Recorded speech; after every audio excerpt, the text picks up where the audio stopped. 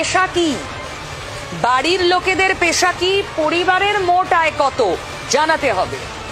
আপনি যদি করদাতা হন, নিজে ট্যাক্স দেন, পাবেন না, সেটা কিন্তু জানাতে হবে।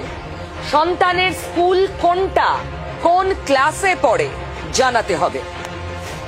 আর এই যে এই সবগুলো স্বাস্থ্যসাথীর ক্ষেত্রে জানানোর দরকার হতো না, ফলস্বরূপ বেনজল ঢুকে গিয়েছিল।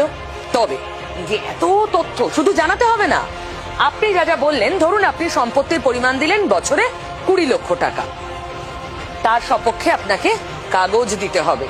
আপনি বললেন আপনার বাড়িতে 2টো টু হুইলার আছে, তার কাগজ দিতে হবে। সব কাগজ সহ আপনাকে, মানে প্রমাণ সহ আপনাকে দিতে হবে ফর্মের সঙ্গে। আর এটা দেখি না সোশ্যাল মিডিয়া ঠাট্টা মশকরা, এ তো ঠিকুজি কুষ্টি সব লাগছে মাসে 3000 টাকা পেতে।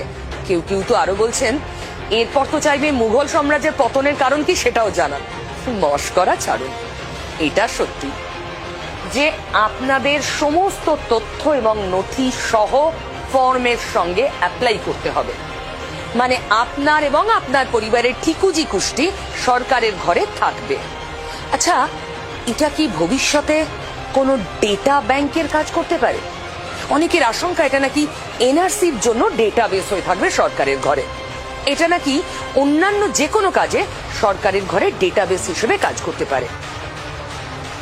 জানি না, আশঙ্কা অনেকে করছেন। তবে একটা কথা বলতে পারি,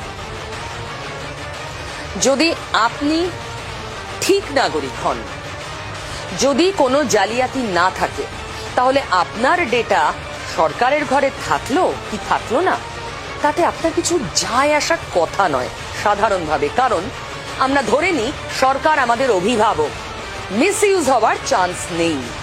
তাই আমার বাবা মা আমার সম্পর্কে যাবতীয় তথ্য জানবে, এটাই স্বাভাবিক।